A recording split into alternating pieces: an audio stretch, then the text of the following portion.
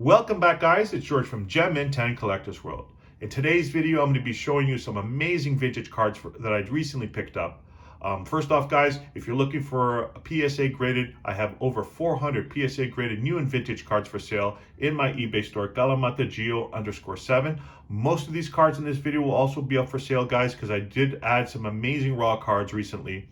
So if you're looking for rookies, Hall of Famers from the 60s, 70s, 80s up to today, go to my eBay store, Clemente_7. The link will be in the description down below, guys. You can go right to the store and add to your amazing collections.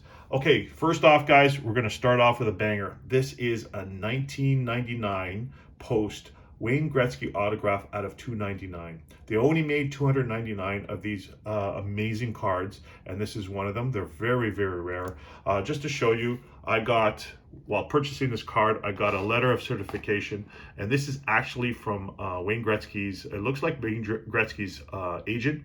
It says here that certified that this is one of the 299 total, which we see from Post. And it says, as an agent for Mr. Gretzky, I witnessed signing this card. And down below, it is what they use to go into the draw or the contest, and you'd have to put in answer a skill testing question. So this is the letter right here. So everything looks legit. Amazing card, very, very rare. Once again, 1999 post. This is going to go off to PSA.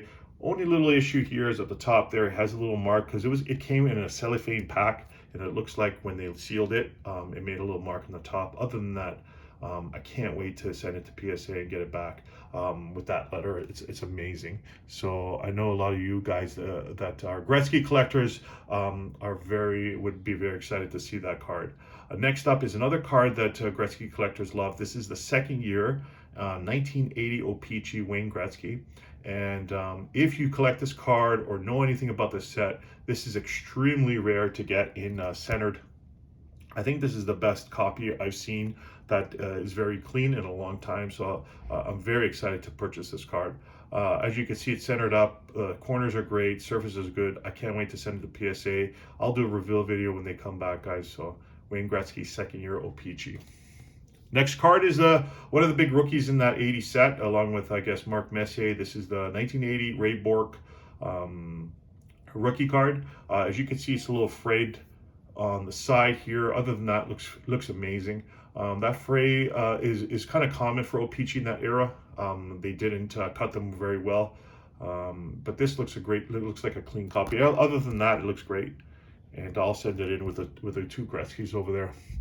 Next up, guys, is a card that if I had a top 10 of 1970 rookies to get, O-Pee-Chee rookies to get, this would be definitely in the top 10. This is the Brian Trottier rookie, 1977, I believe, or 76, Brian Trottier rookie. And a kind of card, very clean copy, centered. I'll be sending that one else to PSA as well. Nice looking card there. Next up is Yogi Berra, and Yogi Berra, this is one of his last seasons. This is probably 1963 Yogi Berra, and has a little bit of corner wear, but you expect that from a card from this era. But I've decided to get more of Yogi Berra cards from my PC. This is just the start. I saw this copy look pretty good. Okay, this is a 1978 O-Pee-Chee Nolan Ryan. So for you collectors, again, O-Pee-Chee was the Topps equivalent in Canada. So what that tells you is that there was a less print run that makes the cards more valuable. So if you're ever wondering why O-Pee-Chee cards are more valuable than their Topps equivalent, it would be that it was a less print run. This is a good copy, very clean, a little off center left to right in the front, but other than that, a great card. 1978 Nolan Ryan O-Pee-Chee. Next up is some Frank Robinson cards that I've been having my eye on, and this is a great copy right here. This is Frank Robinson, 1967, I believe. Frank Robinson. Beautiful looking card, centered, looks nice, no creases. So there you go. Next up, 1965 Tops. This is the 1964 batting leaders. Obviously, Hank Aaron and Roberto Clemente. Any card in great condition with Clemente, two of the all-time best, is an awesome card. As you can see, centering pretty good for that era. Card looks clean. Corners are good, so awesome card. Next up is from the Superstar set. So it looks like 1990 hoops, but there was a subset, Superstar set that had yellow instead of, I guess the silver that the normal 1990 hoops had. And I just looked at this one. It looks perfect. I don't see anything wrong with it. So I thought it looked pretty cool in a PSA slab as a 10. So beautiful looking card. I bought a set and most of the cards look great. Here's the David Robinson, once again, centered perfectly. Great copy. 1990 Superstars. I think it was like a subset. It was like a factory set from the hoops. Next up is a card that I'm trying to get a lot more of. I keep on buying it. I see clean copies. I like to pick them up. This is the 89 Topps Traded, Barry Sanders rookie. What can I say about Barry? I grew up with him, so his runs are still in my mind. He blew my mind away. One of the all-time best.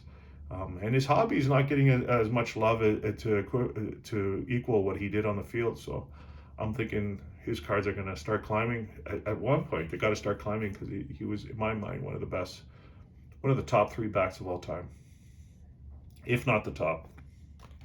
Next up is a set that I always picking up, 1971 Topps. Just love 71 Topps. Anytime I see a good copy, I buy it. This is the Jim Palmer, and looks pretty good to me.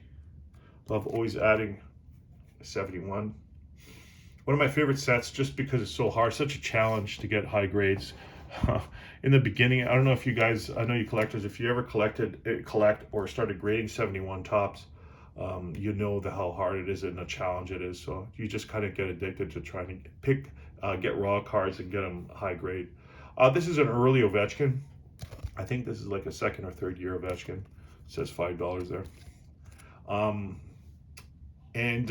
What this is that Ovechkin's going to break Gretzky's goal record, I think. So I'm just buying up. This is like a very low, inexpensive set victory.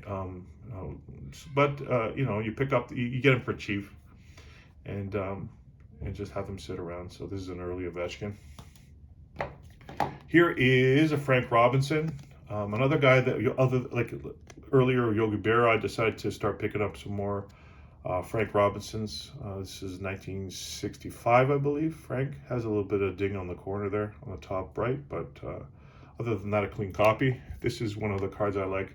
This is the 1964 Topps 1963 home run leaders, and you got Hank Aaron, Willie McCovey, Willie Mays, Orlando Cepeda, all in one card. Looks great. That one's actually up for sale. I already got a couple of bids on it. That's not going to last long. This is 1981-82 O-Pee-Chee Paul Coffey rookie. Another set that's notorious for being off center. It is a little bit left to right, but other than that, a very clean copy and a great defenseman. Here is a Gordie Howe card. This is awesome. An early Howe card. I forgot the year on this one. I think this is 61 or 62 Parkhurst. Beautiful looking card. And what can I say about Gordie? One of the all-time best. Here's a nice card there. It's a little rare. It's a Dave Keon booklet number 16. It's actually like a comic book booklet. They made the 16 out of 20. I think they made 24 out of them. I might collect all 24. They look really cool. If you open them up, it looks like a comic book. Davey Keon, one of the iconic captains of the Leafs in Toronto. This is Stan Mikita. Stan Mikita passed away, I guess, last year, but an awesome card. 63-64 Topps. Here is a 1979-80 Edmonton Oilers O-Pee-Chee checklist, and what is significant in this? This is Gretzky's rookie year, and like that's the first time Gretzky's appeared on an O-Pee-Chee NHL checklist. So that one is up for sale as well. These cards are very collectible. People love them. Here's a Frank Mahovlich, with a chewed up corner as well. I just love the look of these cards. That was the best part about collecting as a kid. You would just put them all on the ground and kind of read their stats. There was no internet for growing up, so this is kind of like the internet for us, reading their stats, figuring out where they're from.